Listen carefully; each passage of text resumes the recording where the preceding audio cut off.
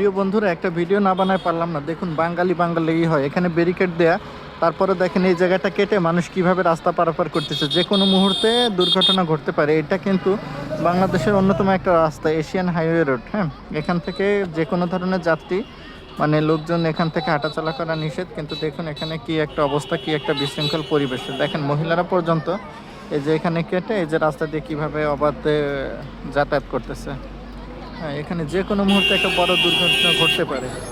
ঠিক আছে, এই দেখুন এই যে একটা ট্রাক আছে, অল্পের জন্য কিন্তু বেঁচে গেল, নাহলে এখানে কিন্তু বিশাল একটা দুর্ঘটনা ঘটতো।